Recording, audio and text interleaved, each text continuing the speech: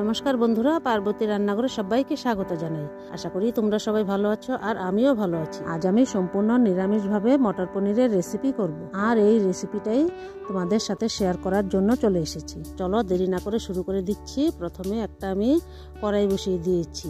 কড়াইটা গরম হওয়ার পর আমি দিয়ে দিয়েছি গোটা ধনে আর জিরে আর দুটো শুকনো লঙ্কা। এগুলোকে আমি শুকনো খোলায় ভেজে নেব। তারপর আবার দিয়ে দিয়েছি সর্ষের তেল। তেলটা একটু গরম হওয়ার পর দিয়ে দিয়েছি একটু নুন।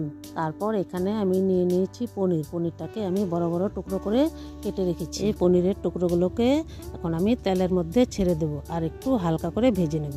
নেড়ে চেড়ে দিচ্ছি, একটু উল্টে পাল্টে দেব। এখানে পনিরগুলোকে আমি 1-2 মিনিট ভেজে নিয়েছি। বেশি ভাজার দরকার নেই, পনির বেশি ভাজলে শক্ত হয়ে যায়। আর এটা আমি ফ্রেশ পনির নিয়েছি, তাই অল্পই ভেজেছি। পনিরগুলো হালকা ভাজা হয়ে গেছে, এখন নামিয়ে নিচ্ছি। তারপর সেই তেলের মধ্যেই আমি গোটা গোটা করে আলু কেটে রেখেছিলাম, সেটাকে ভেজে নেব। একটু নুন হলুদ দিয়ে দিয়েছি, তারপর ঢাকা দিয়ে দেব। ঢাকা দিয়ে রাখলে আলুটা একটু তাড়াতাড়ি সেদ্ধ হয়ে যায়। এখন আমি ঢাকা তুলে আবার একটু নেড়ে চেড়ে দেবো। এভাবে আমি ঢেকে ঢেকে লাল লাল করে ভেজে নেব।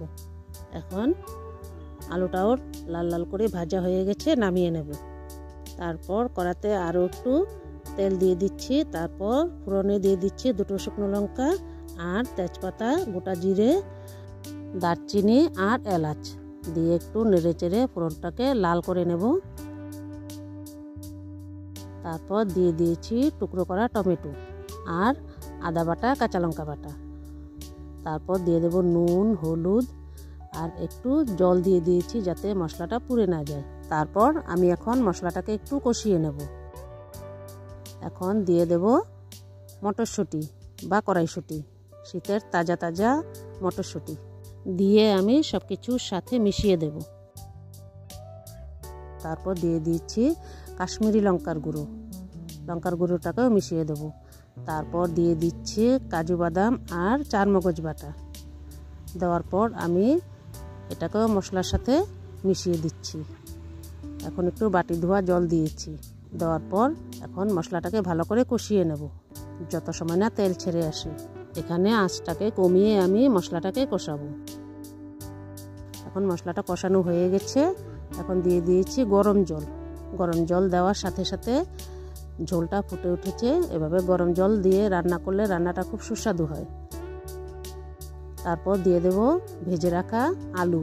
ধরা এখানে আমি সবগুলো আলু দিচ্ছি না, আমি আরও একটা তরকারি বানাবো, তাই আমি একসাথে আলুগুলোকে ভেজে রেখেছিলাম, তাই কিছুটা আলু আমি সরিয়ে রেখেছি। আলুটাকে দিয়ে ঝোলটাকে আমি আরও একটু ফুটিয়ে নিচ্ছি। তারপর দিয়ে দিচ্ছি ভেজে রাখা পনিরগুলোকে। যেহেতু পনিরগুলোকে আমি হালকা ভেজে রেখেছিলাম, তাই পনিরগুলোকে ঝোলের মধ্যে দেওয়ার পর ভাঙার কোনো চান্সই নেই। এখন আমি পনির আর আলুর সাথে ঝোলটাকে আরও একটু ফুটিয়ে নেব। তারপর দিয়ে দিচ্ছি চিনি আর কয়েকটা কাঁচা লঙ্কা। তারপর দিয়ে দিচ্ছি আমি যে ভেজে রেখেছিলাম মশলাটা, সেই মশলাটাকে আমি মিক্সিতে গুঁড়িয়ে দিয়ে দিচ্ছি।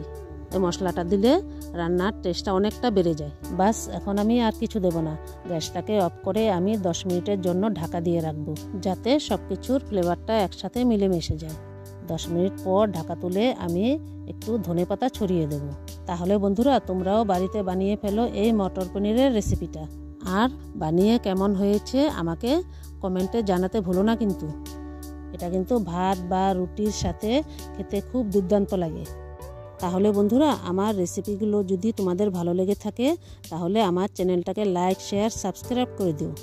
আজ এখানেই বিদায় নিচ্ছি। দেখা হচ্ছে অন্য কোনো রেসিপি নিয়ে। ততক্ষণ টাটা, সবাই ভালো থেকো, সুস্থ থেকো।